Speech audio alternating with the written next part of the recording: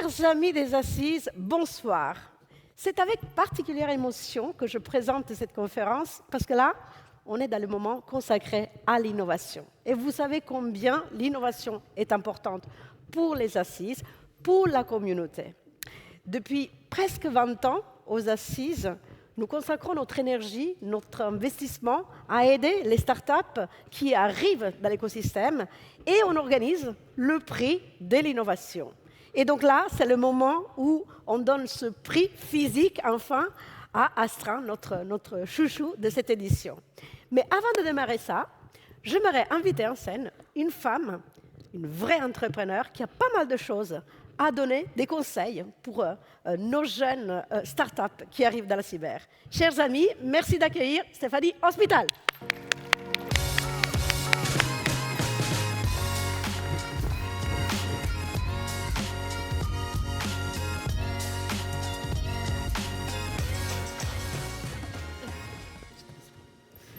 Bonjour Stéphanie, bienvenue. Bonjour Maria, bonjour à toutes et à tous. Alors Stéphanie, est-ce que tu veux nous raconter un petit peu ton parcours pour expliquer pourquoi tu es là aux Assises? C'est tes premières Assises, n'est-ce pas? Ce sont mes premières assises et déjà je voulais souhaiter à toute l'organisation et puis à toi Maria un très bon anniversaire. Merci, 25 ans, c'est voilà. pas tous les jours. 25 ans, c'est le bel âge. Et puis mes premières assises, mais j'ai passé une journée extraordinaire. T'es pas trop fatiguée? Non, pas encore. Pas encore. Ça, c'est l'adrénaline des entrepreneurs. J'ai rencontré des boîtes incroyables, à la fois toutes les boîtes dans la cyber qui présentent leurs produits, des chefs d'entreprise et des patrons de la cyber avec qui j'ai eu l'occasion d'échanger déjà depuis hier soir. Donc, un super moment, j'ai appris plein de choses. Très bien. Et c'est ce que j'aime dans la vie, c'est apprendre. Donc, j'ai passé une super journée, mais c'est que le début, là. Ce n'est que le début, effectivement. Alors, tu veux nous raconter un petit peu ton profil? Ok. Écoute, je pense que j'ai le profil de l'entrepreneur. C'est-à-dire que souvent, les entrepreneurs qui réussissent, c'est ceux qui ont quelque chose à prouver, à se prouver et à prouver au monde. Pour faire très vite, moi, j'ai commencé à bosser sur les marchés à 14 ans, puisque j'ai été élevée par ma mère toute seule. J'avais perdu mon père dans une cité HLM à Vitry-sur-Seine. Mon rêve, c'était de faire une école de commerce, parce que à mon âge, c'était un peu le Graal, mais ma mère n'avait pas d'argent pour me payer ça. Donc j'ai bossé sur les marchés, après dans des boutiques de sport, dans une librairie. J'ai mis de l'argent de côté, j'ai réussi à faire une école de commerce à Paris. À l'époque, ça pouvait se payer avec les marchés. Voilà, ça a beaucoup augmenté, c'est vrai. Et puis, j'avais vite compris qu'il fallait que, pour être entrepreneur, il fallait que je me forme à tous les métiers. Et là, je me suis dit, je vais rejoindre un grand groupe. Et donc, ça c'est la première belle étape de ma vie, puisque j'ai eu la chance de travailler pour le groupe Bouygues. Et là, le groupe Bouygues m'a tout appris. Donc, j'y suis restée 15 ans. 15 ans dans le groupe Bouygues, où j'ai fait de la finance, du marketing. J'ai principalement bossé à l'international. Mais une expérience incroyable. Et dans mon idée, il fallait que je sois soit très, très experte dans quelque chose, soit que je sois généraliste pour pouvoir diriger une boîte. Et donc, je me suis formée pendant longtemps, hein, ça a pris 15 ans, mais ça a été une expérience incroyable. Et la deuxième chose qui a marqué ma vie, c'est la rencontre avec des hommes. Donc, mes boss dans le groupe Bouygues. Ensuite, un monsieur qui rejoignait un fonds d'investissement qui m'a dit « Bon, Stéphanie, après 15 ans dans le groupe Bouygues, il faudrait peut-être que tu rejoignes une start-up parce que tu as l'esprit entrepreneurial. » Donc, je suis partie à Hambourg diriger une boîte. On était 7 au début, on est devenu leader européen, on a été racheté par le numéro 1 mondial. Et là, les fonds d'investissement pour lesquels je bossais m'ont dit « Écoute Stéphanie, c'est le moment, tu es prête. » Parce que c'est pas évident de se dire on est prêt pour assumer les huissiers, l'URSSAF. Moi, quand j'ai créé ma boîte, je me suis dit j'allais recevoir un papier du président de la République qui me disait félicitations Stéphanie de vous activer pour le bien de la France. Non, le premier truc que j'ai reçu, ça a été l'URSSAF, et après le deuxième truc, ça a été la médecine du travail, quoi. Et là, les gars, c'est dur, quoi. Donc, être entrepreneur, je me disais, il faut avoir de la résilience. Vous en avez beaucoup parlé déjà hier. Et donc, voilà. Et en rentrant de Hambourg, donc la boîte est vendue à un leader américain. Et là, j'ai encore été soutenue par des fonds d'investissement qui m'ont dit Steph, c'est le moment, vas-y, lance-toi. Et donc, j'ai monté une première boîte. Alors là, avec tous les problèmes de la vie d'entrepreneur, hein, vous avez une idée, vous levez un peu d'argent. On n'avait pas levé beaucoup à l'époque. C'était en 2011, on a levé 1 million. Mais les 3 premières années, c'est la belle vie. Hein. Vous dites j'ai beaucoup d'argent, parce qu'1 million, c'est beaucoup d'argent. J'ai beaucoup d'argent, les clients, on verra plus tard. En fait, cette première expérience m'a beaucoup appris. Ça a été une belle expérience quand même, puisque la boîte, on a réussi à vendre la boîte au leader mondial Adecco pour une centaine de millions. Mais ça a pris 10 ans, 90 heures par semaine, 7 jours sur 7. Donc voilà. Donc l'entrepreneuriat, c'est à la fois ne rien lâcher, et c'est aussi beaucoup de travail, parce qu'il n'y en a pas beaucoup qui réussissent sans travailler, quoi. Donc il faut démystifier. Démystifions pour nos jeunes startups. Démystifions. Alors, démystifions. Donc, démystifions, moi je crois en trois points très importants. Le travail. Voilà, moi j'ai toujours beaucoup travaillé. J'aime ça. J'aime le travail. Pourquoi ? Parce que d'abord, le premier truc, c'est que ça me permet d'être là ce soir et puis de rencontrer des gens aussi différents que vous. J'ai vraiment une journée passionnante aujourd'hui. La deuxième chose qui est très importante, c'est le courage. Alors là, le courage, bon, on voit en ce moment, il n'y en a pas beaucoup. Hein. Ça traîne pas beaucoup, le courage. À part dans les entreprises, chez les chefs d'entreprise et les collaborateurs. Donc, il faut beaucoup de courage. Il faut beaucoup de courage pour pas lâcher. Et puis la troisième chose, c'est de l'audace. Et donc effectivement, quand on lance sa boîte, on est face à des mastodontes américains, ou même on est face à des startups américaines. On en parlera peut-être tout à l'heure. C'est quoi la différence entre une startup française et une startup américaine ? Je pourrais vous le dire. Et donc l'audace, parce qu'il faut trouver le truc qui fait que on va avoir des clients très vite. Aujourd'hui, la clé, mon petit secret à tous les entrepreneurs, c'est aller voir des clients très vite. C'est fini le temps où on pouvait passer 3, 4 ans, 5 ans à faire un super produit. De toute façon, aujourd'hui, on met de l'IA partout. Donc, les super produits qu'on mettait 3-4 ans à faire, aujourd'hui, on met 6 mois à les faire. Et donc, il faut tout de suite aller se confronter à des clients, des petits, des moyens, des gros, pour voir s'ils achètent le produit ou les retours qu'ils vous font. Et alors, moi, j'ai une question. On a tellement de startups en France. Ouais. Tu en connais bien plus que moi. Moi, je connais plutôt celle de la cybersécurité. De plus en plus, avec les membres du jury d'ailleurs que je vois en première ligne, on s'inquiète beaucoup sur le fait c'est deux parts des talents. Avant, on avait le deux parts des talents. Là, c'est de plus en plus les entrepreneurs. Pourquoi en France, c'est si difficile de rester ? Et puis, pourquoi c'est plus tentant de partir ? Ok. Pour être très direct, donc moi, je vends une boîte 100 millions. Il n'y a pas beaucoup de boîtes en France qui se vendent 100 millions. Il n'y en a vraiment pas beaucoup. D'ailleurs, je me souviendrai toute ma vie, ce jour-là, on a signé les papiers, il était 4 heures du matin, et je me suis arrêtée dans mon lit parce que j'étais épuisée. Et là, je me suis dit, putain, Steph, de là où tu viens, de ton HLM, là au 2e étage, à la cité Makarenko, et tu vends une boîte 100 millions, c'est un putain de succès. Donc, pourquoi on risque de partir ? Alors, je vais être un peu trash, mais d'abord parce que... On y va. Ouais, on crache sur la gueule des entrepreneurs toute la journée, quoi. C'est insupportable. C'est-à-dire que moi, sur ma première boîte, je ne me suis pas payée pendant 4 ans pour pouvoir payer mes collaborateurs et recruter plus. Je préférais ne pas me payer et recruter plus. Je recommence aujourd'hui. Alors, j'ai vendu une belle boîte, donc c'est un peu plus facile aujourd'hui. Donc d'abord, on nous crache à la gueule, mais toute la journée, quoi. C'est un truc de malade. Deuxièmement, pardon l'Europe, mais on nous sort des normes tous les jours. Moi, je vais vous raconter une histoire à la con, là. Donc l'inspection du travail débarque dans ma boîte. Avant le Covid. Le mec va aux chiottes, il ouvre l'eau. Il n'y avait pas de chauffe-eau, parce qu'on était dans un ancien atelier de couture dans le Sentier à Paris. Et il me fait une remontrance, c'est pas possible, il faut de l'eau chaude, c'est interdit d'avoir... Alors, on avait quand même de l'eau dans les chiottes, mais il faut avoir dans le truc de chiottes, il faut avoir de l'eau chaude. Ok. On se fait contrôler pendant le Covid. Inspection du travail pendant le Covid. Le mec me dit, et pas le même, mais le mec me dit exactement l'inverse. C'est-à-dire, il faut pas d'eau chaude, parce que l'eau chaude, avec le Covid, machin. Mais bon, c'est un exemple, mais on vit tout ça tous les jours.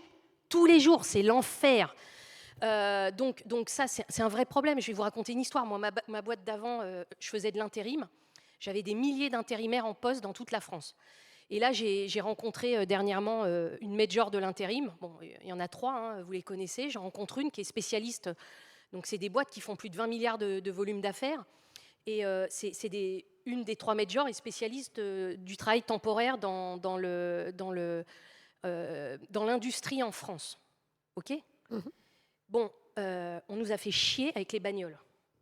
Moi, j'en ai rien à foutre des bagnoles. Moi, j'ai une voiture, j'ai pas de voiture électrique parce que pour le moment, les bornes, c'est compliqué, etc. J'espère que ça va changer. Mais le problème derrière ça, c'est que c'était une boîte dans l'intérim qui plaçait plus de 10 000 intérimaires par jour dans l'industrie automobile. Okay, aujourd'hui, ils en ont 0. Derrière ça, c'est quoi ? C'est en fait, on nous impose des trucs qui sortent de nulle part parce qu'il y a des mecs qui ont des lubies un jour, mais qui ne pensent pas aux gens qui vont bosser, quoi. Moi, j'avais des intérimaires. Les mecs, sans eux, il n'y aurait pas eu de résistance au Covid. C'est des mecs qui partaient bosser à 4 heures du matin dans les entrepôts parce qu'il fallait livrer en catastrophe les supermarchés pour pas qu'il y ait des émeutes sociales en France parce que les gens avaient peur de ne pas bouffer, etc., etc. Donc en fait, moi, ce que je trouve bien dans ce qu'on fait, nous, en tant qu'entrepreneurs, mon kiff absolu, bien sûr, d'abord, c'est l'innovation. Aujourd'hui, je fais des machines qui parlent comme vous et moi. C'est un de mes rêves de ma vie, parce que moi, pour qu'une start-up marche, et je vais faire vite, pour qu'une start-up marche, il faut qu'elle ait des clients.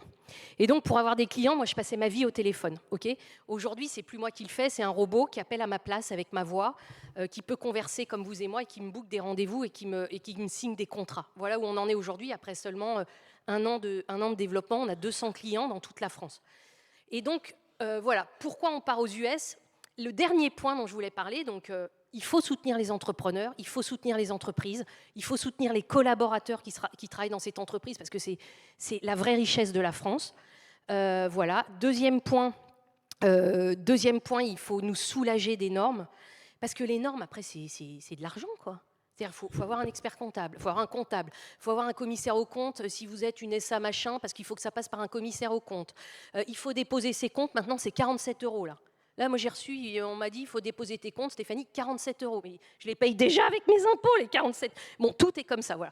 Et le troisième point, alors ça, c'est mon cri du cœur. Y a plein de grandes entreprises ici. On ne peut pas se développer sans vous. On ne peut pas se développer sans vous. C'est vous qui créez le terreau des entreprises innovantes en France aujourd'hui. Juste pour terminer très rapidement, moi, chez Capa, mon ancienne boîte dans l'intérim, en fait, ceux qui m'ont sauvé la vie, c'est Carrefour. Carrefour, à un moment, ils m'ont appelé, ils m'ont dit « Stéphanie, on a besoin de mettre de l'innovation, vous faites des trucs bien, vous n'avez pas d'agence physique, etc. On a besoin de milliers d'intérimaires, on y va. » Et en fait, ça a été notre plus gros client, on a bossé comme des chiens. En fait, c'est quoi l'avantage d'un grand groupe de travailler avec une start-up ? C'est qu'on va bosser comme des chiens pour vous. Jour et nuit. Moi, mes clients, ils ont mon week-end, mon téléphone portable, ils m'appellent le samedi soir, le dimanche, je réponds. Et inversement, le coup de main que vous allez nous donner, il est inestimable. Aujourd'hui, dans ma nouvelle boîte, ça s'appelle volubile.ai, en fait, Bouygues Télécom a choisi notre technologie. Alors bien sûr, il ne faut pas être nul, hein. Ils ne font pas ça, c'est pas Mère Teresa, hein. Mais ils ont choisi notre technologie qui vont mettre dans leur box Bouygues Télécom là, d'ici la fin de l'année. Ils ont fait un communiqué de presse. Toutes les entreprises en ont entendu parler. Moi, j'arrive chez des clients, je dis voilà, et les clients me disent mais Stéphanie, tu n'as même pas besoin de nous expliquer ta techno. Bouygues Télécom a mis le tampon, c'est bon. Et donc, s'il vous plaît, moi c'est ce que je dis toujours, nous les entrepreneurs, les entrepreneurs de start-up, on n'a pas besoin d'aide. C'est bien qu'on ait la BPI, c'est bien qu'on ait le JEI, c'est bien qu'on ait le CIR. Mais en fait, ça compense une seule chose. Ça compense que les grandes entreprises, et ça a beaucoup changé. Hein. Les 5 dernières années, ça a beaucoup changé. Mais c'est vous, les grandes entreprises, qui faites que, vous nous donnez du baume au cœur, vous nous donnez de l'argent, mais du vrai argent. Hein. Moi, je travaille pour vous parce que j'ai le meilleur produit. Et le fait qu'on ait votre marque et qu'on puisse dire je travaille pour Bouygues Télécom, je travaille pour Thales, je travaille pour Engie, je travaille...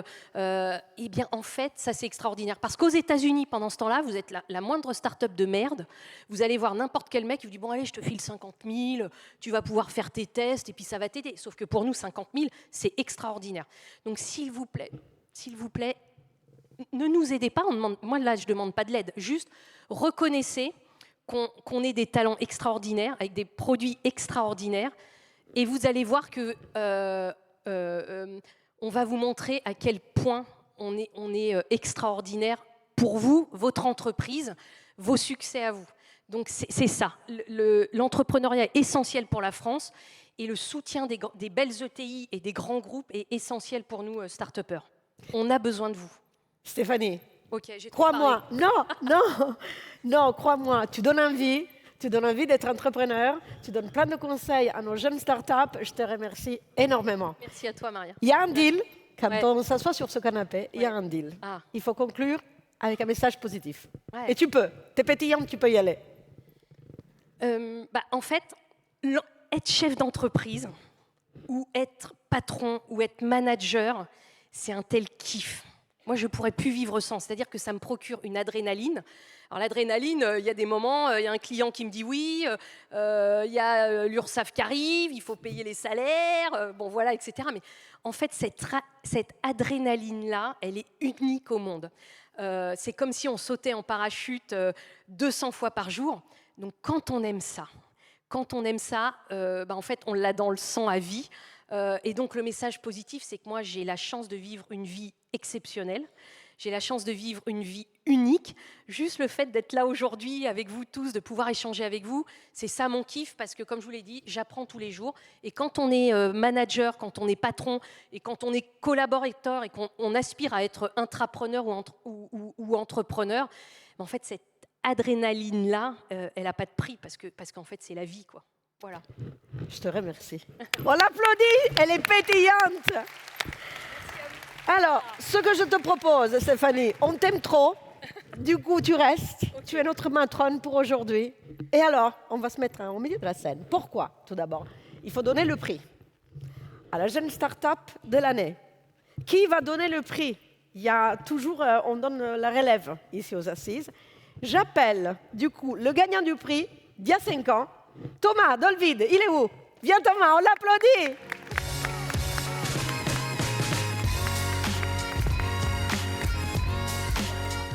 Alors Thomas, ça t'a donné envie? Ah mais je suis déjà dedans, moi. Ah, je bah voilà. valide absolument tout. Si c'est t'avais à quel un moment point, mais de- le parachute, l'adrénaline, tout est là. Enfin, ça résume tellement parfaitement tout ce qu'on vit depuis un peu plus de 5 ans quand même. Mais oui, c'est exactement ça. Cette adrénaline, cette vie, cette chose-là qu'on ne relâcherait jamais. À une époque, on regardait par la fenêtre à 3 heures du matin en se disant « Mais qu'est-ce qu'on a fait? Pourquoi on s'est lancé dans un truc pareil? Ça aurait été plus simple de... » En fait, non. En fait, c'est génial. En fait, c'est ça qu'on veut continuer à faire. Eh bien Thomas, moi je veux te remercier parce que depuis 5 ans, tu es notre fierté, pas des Assises, mais de la communauté des Assises. On t'admire, on vous admire en équipe et donc on t'a missionné cette année. Le jury te missionne. Je montre le jury au taquet en premier rang qui a beaucoup travaillé pour dénicher la pépite de l'année. Donc je prends ton... Est-ce que je peux juste... Ah bien sûr, Toute bien petite sûr. chose. Le jury, j'aimerais juste le remercier infiniment. Je m'étais mal exprimé il y a 5 ans, pas assez pour vous remercier pour Les tout ce que vous regrets, les faites regrets. pour toutes les startups qui passent par chez vous, parce que vous avez un métier qui est extrêmement difficile. Toutes les technologies sont dingues.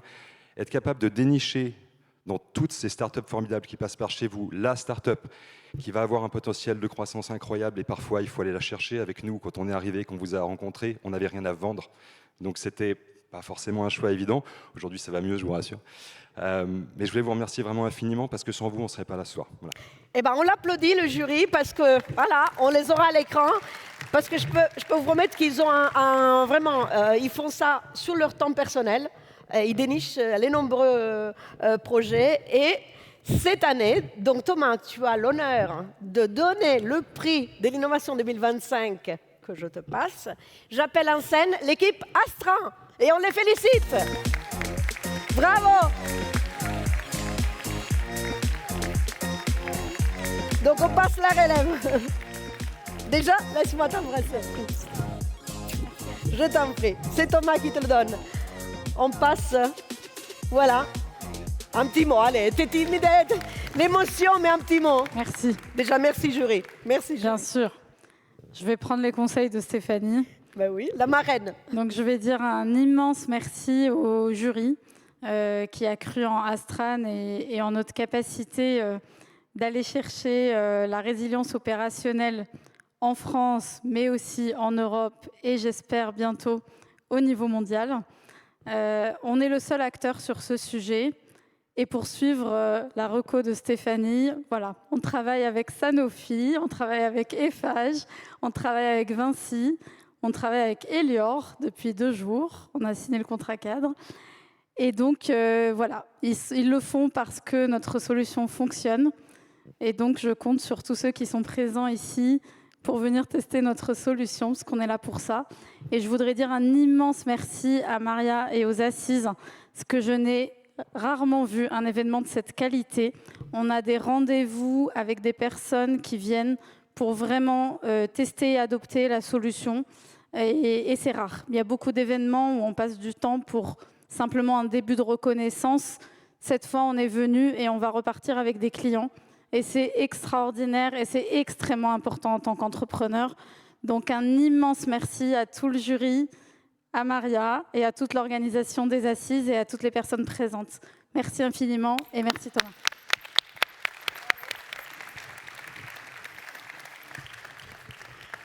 Une petite photo.